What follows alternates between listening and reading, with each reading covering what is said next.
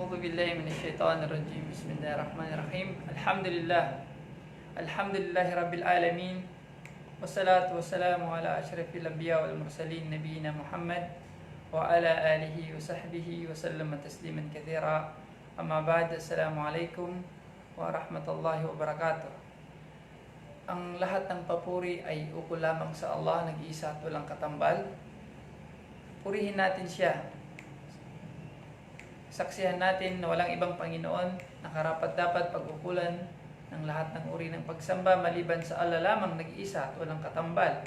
At gayon din saksihan natin na si Propeta Muhammad ay isang huling sugo ng Allah subhanahu wa ta'ala, alipin at sugo ng Allah sa sangkatauhan, at ipinadala bilang gabay, bilang tagapagbigay ng patnubay sa ating lahat, nang sa gayon hindi tayo mawala sa tamang landas at manatili tayo dito hanggang sa ating huling hininga. Mga kapatid sa pananampalatayang Islam, mga mahal na mag-aaral, alhamdulillah, at narito naman tayo sa ikalawang pagkakataon ng ating pag-aaral, at hingin natin sa Allah subhanahu wa ta'ala na tawfiqan tayo, pagkalooban tayo ng mas malawak na kaalaman, mas malinaw na pag-aaral biidnillahi ta'ala sa mga bagay na makakabuti sa atin, especially sa ating paksa na tauhid. Bago pa man tayo magsimula, nais ko munang batiin ang lahat ng mag-aaral ng Assalamualaikum warahmatullahi wabarakatuh. At kami po ay nagpapasalamat ng marami sa inyong suporta, sa inyong tulong, na lagi kayo nandyan. Lagi kayo nandyan para sa ating pag-aaral. At we hope biidnillahi ta'ala na ang pag-aaral natin na ito ay makapagbigay patnubay sa atin, makakatulong sa atin, karagdagang kaalaman, pagpapatatag ng ating pananampalataya, insyaallah ta'ala. So, narito tayo sa mga panimula ng ating pag-aaral, at meron tayong mga arrangement na ginagawa sapagkat baguhan pa tayo sa mga paggamit ng mga device. So pagpasensyahan na po ninyo. We are trying our best na maibigay sa inyo yung mainam, na mainam na resulta ng ating video sa abot ng ating kakayahan. So binabati ko muna ang aking mga mag-aaral sa ngayon, ang aking asawa Kasmer Sangkupan, si Maysara Pagital na aking asawa, at si Hafsa Masilio, na watching sila ngayon. And I hope na marami pa po yung mga kapatid natin na maaaring hindi pa kayo ready as of now. Try your best po na makaabot po kayo sa ating pag-aaral bago tayo tatalakayin ng ating paksa sa ngayon. Biidnillahi ta'ala, sana lahat kayo ngayon ay maging live sa pag-aaral natin online, para nang sa ganun hindi nyo ma-miss yung magagandang paksa na ating tatalakayin, insyaallah ta'ala. So please remind each and everyone, yung mga kakilala natin, sama natin sa pag-aaral, remind nyo po sila para nang sa ganun ay makasama sila sa ating pag-aaral. So ating paksa, insyaallah ta'ala, na tatalakayin sa ngayon ay patungkol po sa kainaman, kabutihan ng tauhid. Ano yung reward na makukuha ng tao? Ano yung mainam na gantimpala na nag-aantay sa isang tao kapag kanyang pinag-aaralan ang tauhid, kapag kanyang sinabuhay ang tauhid, kapag kanyang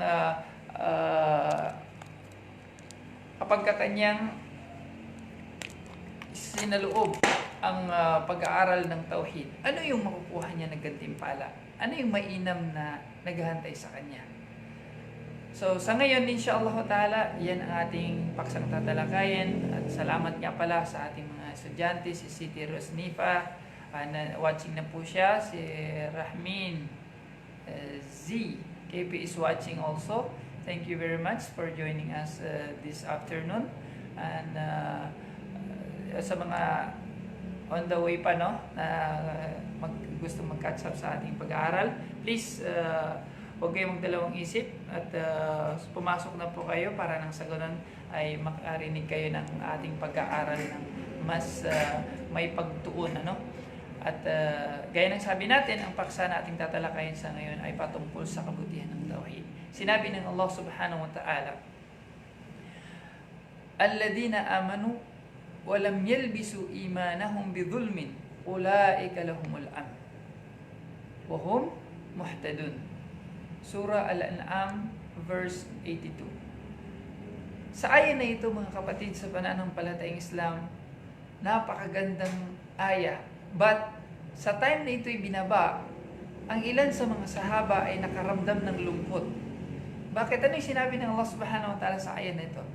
Ay yung sinabi na sila na mga mananampalataya na hindi nila hinaluan, hindi nila nahaluan ang kanilang paniniwala ng shirk. Hindi nila nagawan ng anumang masama patungkol sa shirk, ay sila ay magkakamit ng kapanatagan dito sa mundo at sila ay papatnubayan ng Allah subhanahu wa ta'ala. Allahu Akbar! Nung dumating ang aya na ito, mga kapatid, sa pananampalatayang Islam, ang word kasi dun is yalbisu imanahum bidhulm. Hindi nila hinaluan ang kanilang iman, ang kanilang faith ng dhulm. So, ang dhulm dito, mga kapatid, sa pananampalatayang na unawaan ng mga sahaba na paggawa ng anumang bagay na kasalanan. So, ang mga sahaba of course, nakaramdam sila ng kalungkutan sa aya na ito. Naramdaman nila ang lungkot. Bakit?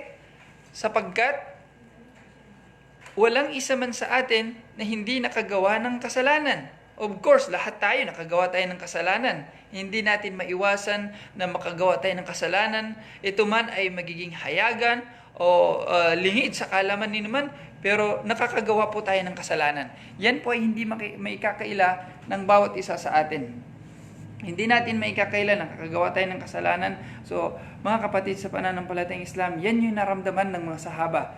Yan yung naramdaman ng mga sahaba na bawat isa sa atin nakagawa ng kasalanan. Kaya nalungkot sila. Nalungkot sila na papaano makamtan ng bawat isa sa atin ang kaligtasan samantalang lahat tayo nakagawa ng kasalanan. So, ang sinagot ng Allah subhanahu wa ta'ala sa bagay na yan, o ay sinagot ni Propeta Muhammad sallallahu alaihi wasallam patungkol sa bagay na yan, ay ang tinutukoy dito ay yung shirk. Yung shirk po ang tinutukoy, hindi yung paggawa ng kasalanan, sapagkat lahat ay nakagawa ng kasalanan. Pero yung shirk, of course, alhamdulillah, marami pa rin ang ligtas sa ganyang bagay.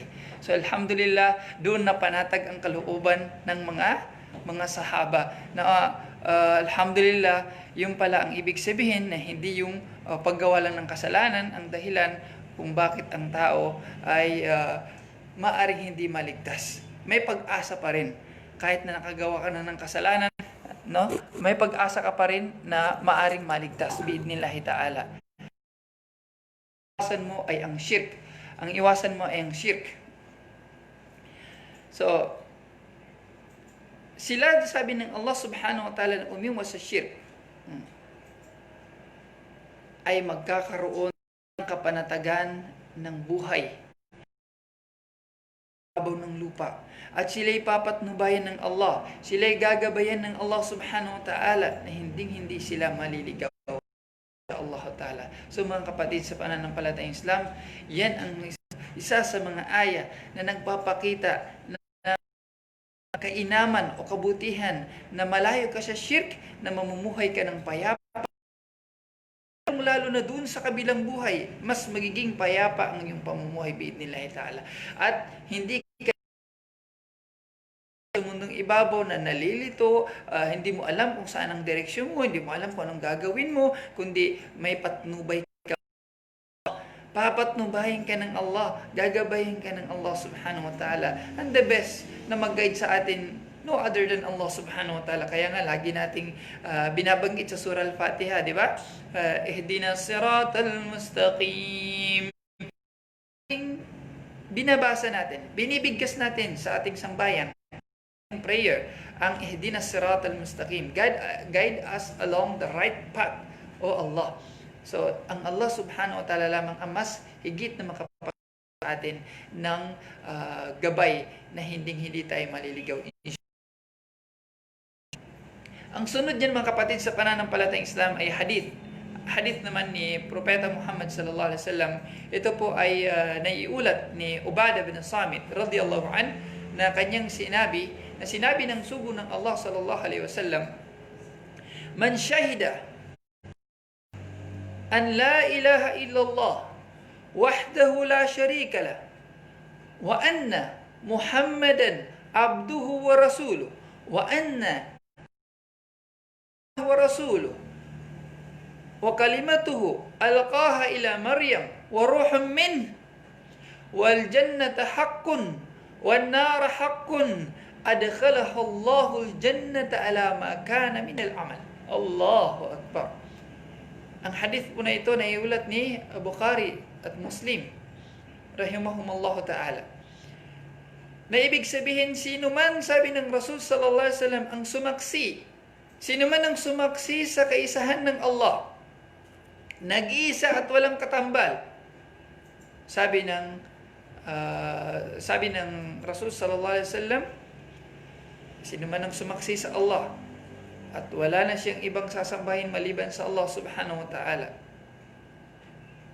at nasumaksi siya na si Propeta Muhammad ay alipin at sugo ng Allah, gayon din sumaksi siya na si Isa alayhis salam ay alipin at sugo ng Allah, at kanyang salita na kanyang binigkas na siyang pinagbuntis ni Maryam alayhis salam na mula sa kanya na espiritu, at ang paraiso ay totoo, ang impyerno ay totoo, ipapasok siya ng Allah sa paraiso kahit pa man may mga nakalipas na siyang nagawa. Subhanallah. Kahit na meron ka pang nagawa na mga nakalipas na kasalanan na nagawa mo, magiging dahilan yan ng pagkawala ng iyong mga kasalanan, pagkabura ng iyong mga kasalanan. Mawawipe out ang iyong mga kasalanan. Para kang bagong silang na sanggol. Yan yung reward ng Allah sa mga pumapasok sa Islam. Yan yung reward sa mga tumakwil sa paniniwala sa mga Diyos-Diyosan at tinanggap ang kaisahan ng Allah subhanahu wa ta'ala, na malilinis sila doon sa mga nakalipas din ng kasalanan. Allahu Akbar. Yung dating pagsamba kay Kristo, for example, pagsamba sa iba't iba pang mga sinasamba na maliban sa Allah, yung mga bagay na yon na pinamuhayan mo, na kapag ka pumasok ka na sa pananampalatayang Islam at sinambit mo yan, patatawarin ng Allah ang mga naunang mong kasalanan. Kahit pa man to, malaking kasalanan, maliit na kasalanan, lahat po niyan ipatatawarin ng Allah nang dahil lamang sa pagtanggap mo sa kaisahan ng Allah.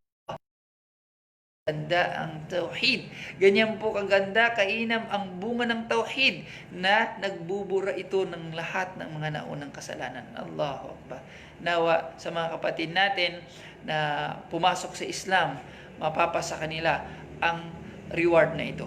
Ganon din sa mga kapatid na mga Muslim na laging sinasambit ito, tapos laging sinasabuhin nila ito, na laging niraramdam nila ang kaisahan ng Allah at ang pagkapropeta ni Propeta Muhammad sallallahu alaihi wasallam. Nawa po lahat tayo makakamtan natin ang gabay na yan. Ipagkakaloob ng dakilang tagapaglikha, hindi dahil sa kanyang pagiging napakabait, napaka-merciful, loving,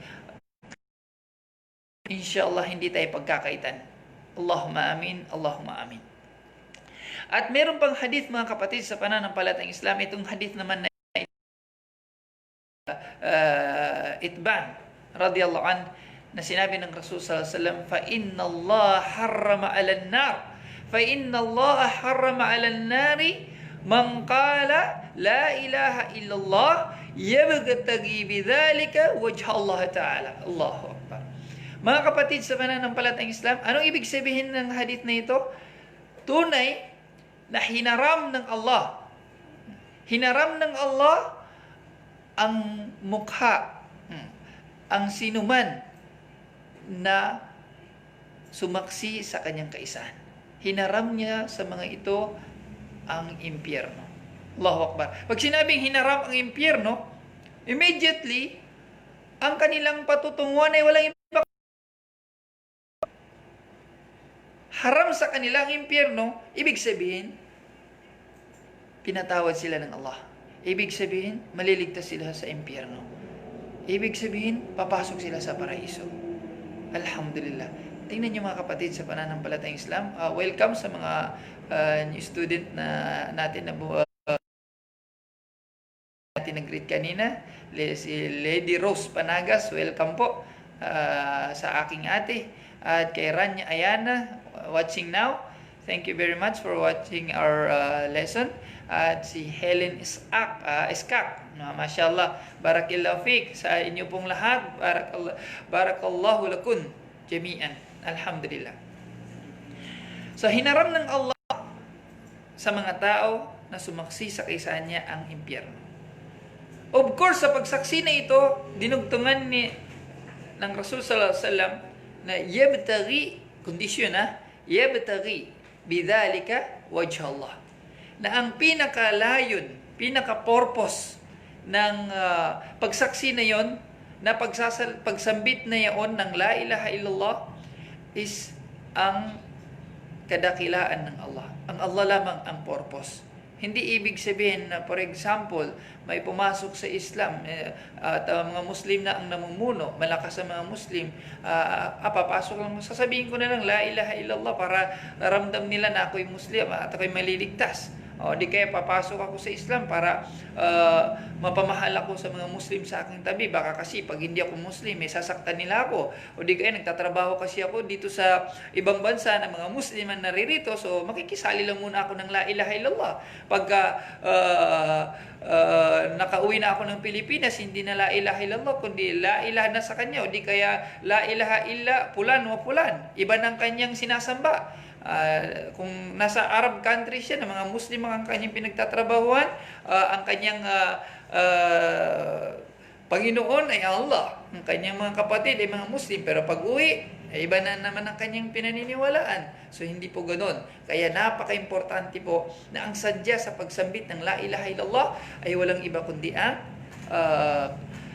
kadakilaan ng Allah subhanahu wa ta'ala. At mayroon pang isang hadith mga kapatid sa pananampalatayang Islam.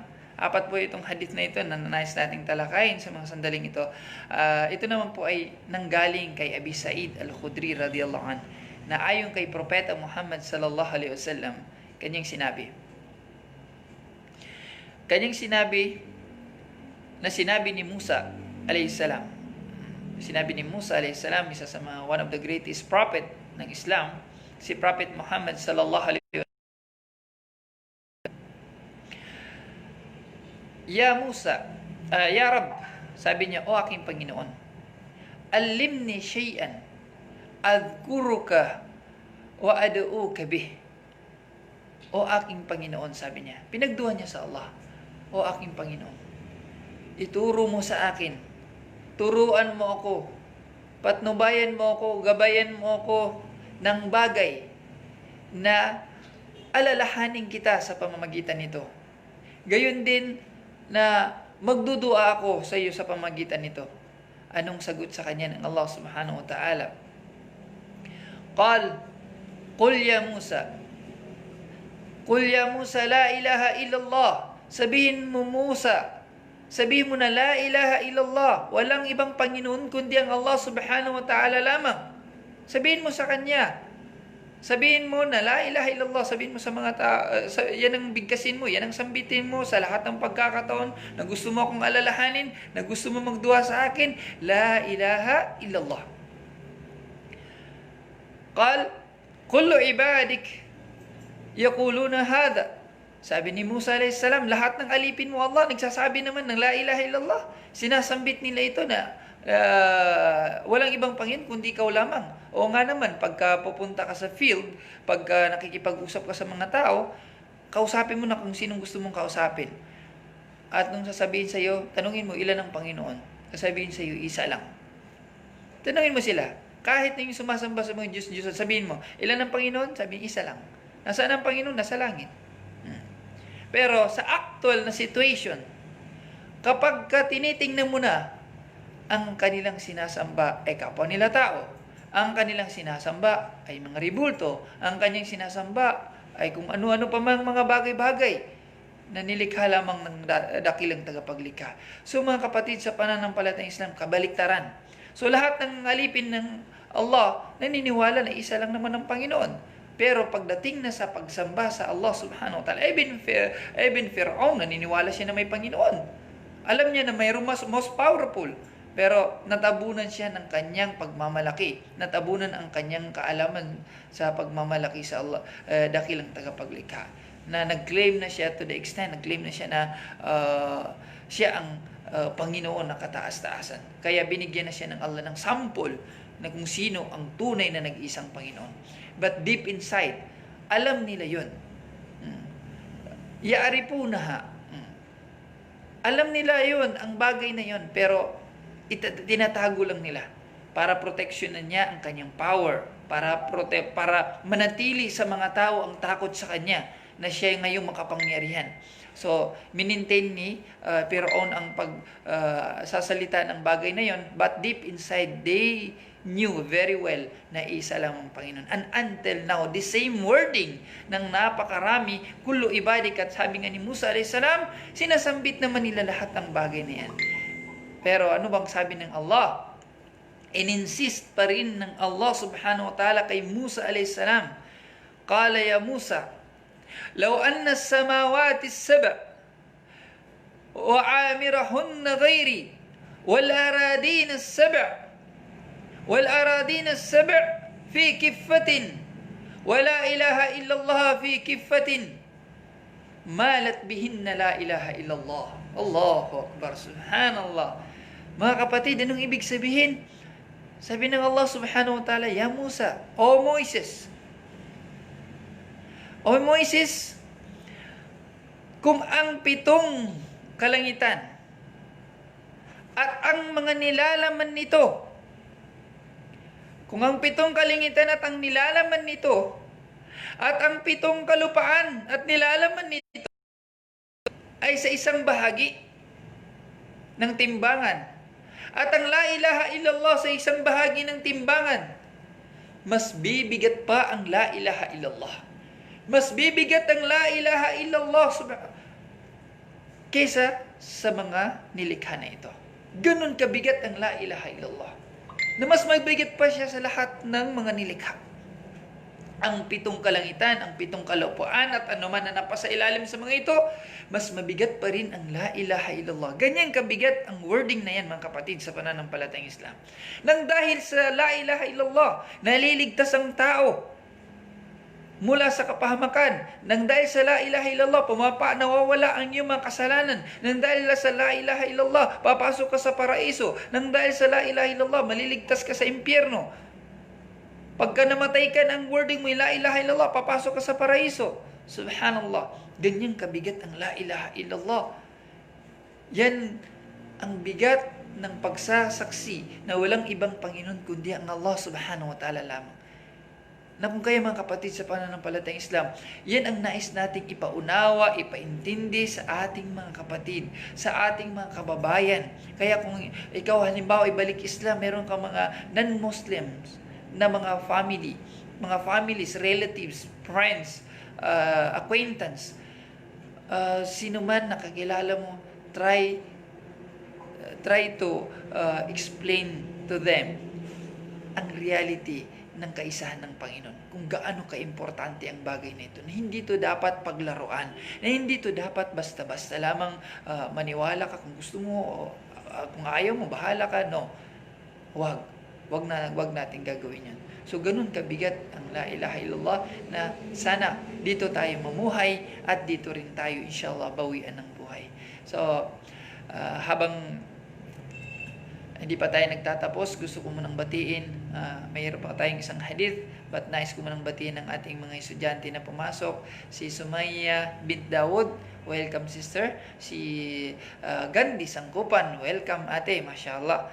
At yung mga nauna pa, hindi ko na nakita dun sa pwede pa bang scroll to, tingnan ko. Okay, yes, mashallah, si Maulana Rahima, Thank you very much for watching sa ating lesson sa ngayon. Alhamdulillah, thank you very much sa lahat ng support po.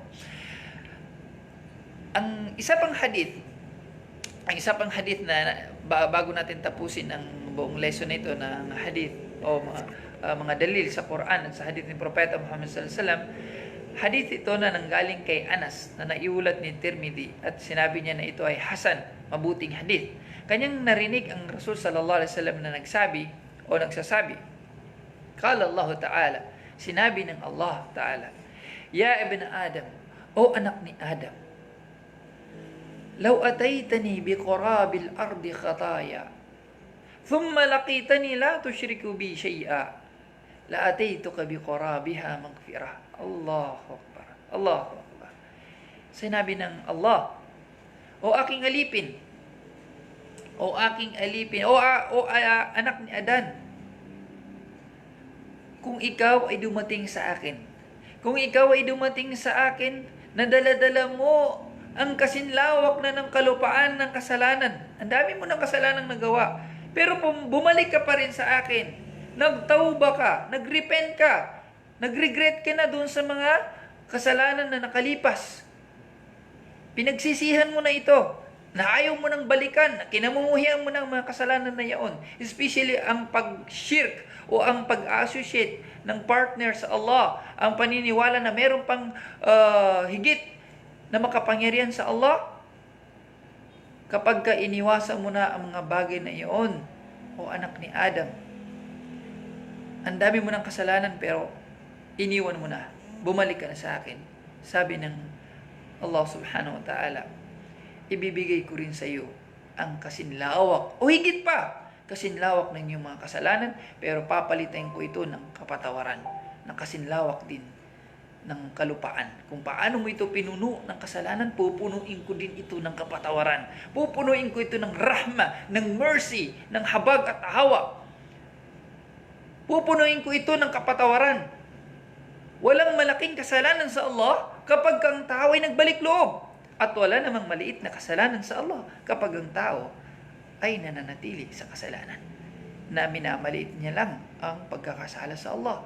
So, wag nating maliitin ang kasalanan at wag din tayong magdalawang isip na kapag nakagawa tayo ng any sin, na manumbalik tayo sa Allah, bumalik tayo sa Kanya, humingi tayo ng tawad in secret or in public. Pagpakita tayo ng gawain na kalugod-lugod sa Allah, na nagpapakita na nagbalik loob na tayo. But hindi ibig sabihin na publicly na you mention everything na nagawa mong kasalanan, sapagkat itinago na ng Allah. Ayaw ng Allah yung mga mujahirun. Yung mga tao na kapag nagkasala, dati nagiinuman kami, dati dami naming mga babae, dati ganito ang ginagawa ko, dati nakapatay ako, ay subhanallah. Mga kapatid, sa pananampalatayang Islam, hindi po pwedeng ganung bagay. Hindi mo na pwedeng babanggitin pa ang mga kasalanan mo. Tinago na ng Allah, pinatawad ng Allah subhanahu wa ta'ala, for example, o kinubli na ng Allah, wag mo nang buksan. Itago mo yan. That is between you and Allah subhanahu wa ta'ala. And may Allah subhanahu wa ta'ala forgive us all. No.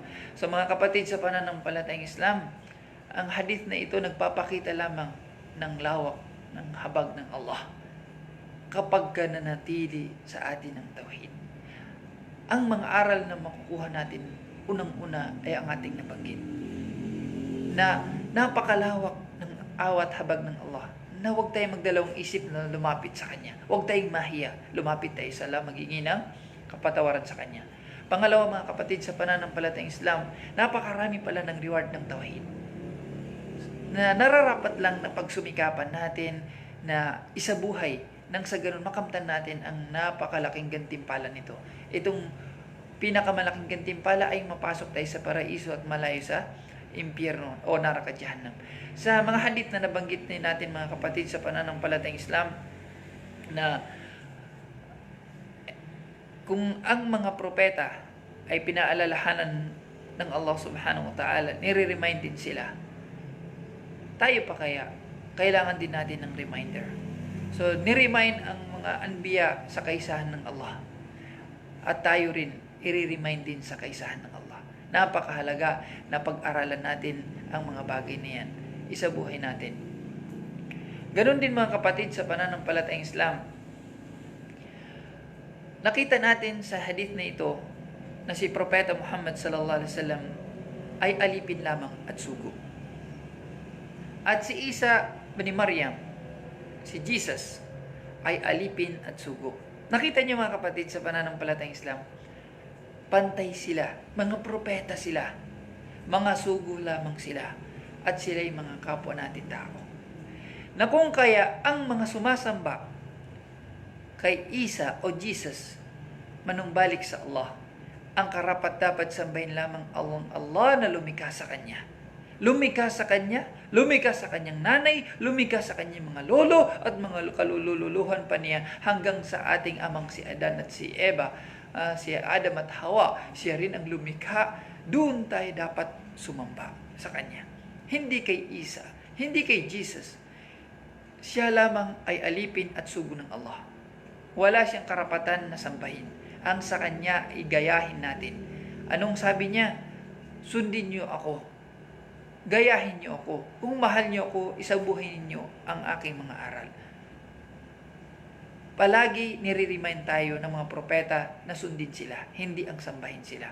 Ganun din sa side ni Prophet Muhammad sallallahu alaihi wasallam, na hindi natin dapat nakilalanin si Propeta Muhammad, which is nangyayari sa some Muslims, na they believe that Prophet Muhammad sallallahu alaihi wasallam has power, na meron siyang power na power ng Allah. Meron siyang divinity. So, ang bagay na yan ay ilayo natin sa ating kaisipan. Walang nagmamanage ng buong mundo, ng buong kalawakan, ng lahat ng bagay at hindi natin nakikita na nilikha maliban sa Allah. Siya lang po ang nagmamanage. Siya ang pinaka-powerful na nagmamanage ng mga bagay na yan. At kung si Propeta Muhammad sallallahu alaihi wasallam ay walang karapatan na sambahin, na niremind niya tayo, even sa kanyang buhay, huwag niyo akong purihin, huwag niyo akong itaas, huwag niyo akong kilalanin na mataas na nilikha, na katulad ng pagkilala kay Isa alayhis salam, na humantong na sa sinamba siya. Huwag niyo akong igaya sa bagay na iyon. Sabihin niyo ako ay alipin at sugo lamang ng Allah. Kung si Propeta Muhammad sallallahu alaihi wasallam nag-remind sa kanyang sarili na huwag siyang sambahin, na huwag siyang itaas sa antas ng Allah subhanahu wa ta'ala, o kabahagi ng Allah, o something na meron siyang power, like ng power ng Allah subhanahu wa ta'ala, how much ang kanyang mga anak, how much more ang kanyang mga apo, na meron sa mga nagkiklaim ng Islam, na sinasamba nila ang apo ni Propeta Muhammad sallallahu alaihi wasallam. So ang hadith na ito ay laban sa kanila, na mismo sa bibig ni Propeta Muhammad sallallahu alaihi wasallam lumabas ang hadith na siya ay sugo lamang, na siya ay propeta lamang, hindi pwedeng sambahin. Ganon din ang kanyang mga anak o mga apo, hindi po pwedeng sambahin. Kaya kung may paniniwala na nagtutulak ng pagsamba sa apo ng Propeta Muhammad sallallahu alaihi wasallam o kanyang pamilya, yan po ay bagay na pagkaligaw, sapagkat ang Panginoon ay nag-isa lamang, ang Allah subhanahu wa ta'ala. So dapat nating iwasan sa mga pumasok sa ganyang paniniwala, sa ganyan na pagkilala kay Propeta Muhammad sallallahu alaihi wasallam na humantong sa ipinapantay siya sa Allah. Iwasan po natin yan. This is my sincere advice mula sa kaibuturan ng aking puso, na imulat natin ang ating pangunawa, ang ating mga puso, na dapat lamang kung sinong lumikha, siya ang dapat sambahin. Never na mag-worship ka ninuman dito sa balat ng lupa, or i-offer mo ang something na it is for Allah subhanahu wa ta'ala lamang, para lamang sa Kanya. Never na i-offer mo ito sa kahit sino pa man na nilikha ng Allah subhanahu wa ta'ala. So mga kapatid sa pananampalatayang Islam, alhamdulillah, I hope na may natutunan kayo sa pag-aaral natin na ito. I hope na each and everyone sa inyo ay makapanood ng video na ito. At if you have time, na balik-balikan po ninyo ang video, tapos i-absorb po ninyo yung mga messages. Kasi po, napakahalaga na ang knowledge is every now and then binabalik-balikan. Kaya mapapansin po ninyo pag nag-memorize ng Quran, every now and then binabasa, binabalik-balikan, sapagkat ang knowledge ay hindi nakukuha sa minsanan lamang, kundi sa matagal na panahon. At pagtitiis sa pananaliksik nito, sapagkat anything na pinaghirapan mo ay hindi yan basta-basta mawawala sa iyo. Pero kung bagay na dumadaan lamang sa iyo, hindi mo ito masyado binibigyan ng pansin, hindi rin mananatili sa iyo. So bago tayo mag-stop sa ating lesson, batiin muna natin ang ilang pa ng mga estudyante natin na sumali ngayon. Si Sister Maria Mispania Ali, thank you for watching and following our lesson. Ganon din si Sahara Heidi Buhol, from Buhol pa yata si Sister, mashallah. So thank you very much po for watching. Si Rahima Abaw Andy, thank you very much din po for watching our lesson. At hindi ko pa masyado nakikita yung iba, no?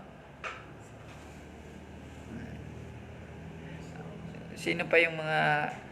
Ito sila Sulaya Rimaw Mustak, nag-join din po siya sa atin. Si Sheray La, nag-join din po siya sa atin, mashallah. Thank you po sa inyong lahat, sa inyong suporta. Ang panunood po ninyo ay suporta ninyo sa ating lesson. Ang pakikinig po ninyo ay malaking tulong sapagkat naibahagi natin ang kaalaman. At ang pagbabahagi ng kaalaman ay biyaya mula sa Allah subhanahu wa ta'ala. At ang sino man nagsabuhin nito ay magkakamit ng dakilang gantimpala. Anong sabi ng Rasul sallallahu alaihi wasallam? Sino man ang manalisik ng kaalaman, ito po yung kaalaman sa pananampalataya. Sino man ang manaliksik ng kaalaman, ay paggagaanin sa kanya ng Allah ang daan tungo sa paraiso. Nawa po lahat tayo ay magkamit ng paraiso ng Allah subhanahu wa ta'ala. So maraming salamat po. Thank you very much for watching our lesson, and may Allah subhanahu wa ta'ala grant us more knowledge. Grant us more knowledge bi'idhnillahi ta'ala. So thank you very much po sa ang nanood na kasama natin ngayon, no? Si Shirla, siya po yung in charge sa NCMF Davao City. Mashallah, thank you very much po. Pagbati po sa kayo pong directress ngayon sa Davao, mashallah. Pagbati po mula sa kaibuturan ng aming puso, ang Call and Guidance Center for Women po ang nag-facilitate ng program na ito. Maraming salamat sa Call and Guidance Center, sa lahat ng bumubuo nito, mga staff nito. Thank you very much. At sa lahat po ng sumusuporta sa programa na to, maraming salamat po. See you sa mga susunod nating pag-aaral. Wassalamualaikum warahmatullahi wabarakatuh. Subhanakallahumma hamdik, asyhadu an la ilaha illa ant, nastaghfiruka wa natubu ilaik.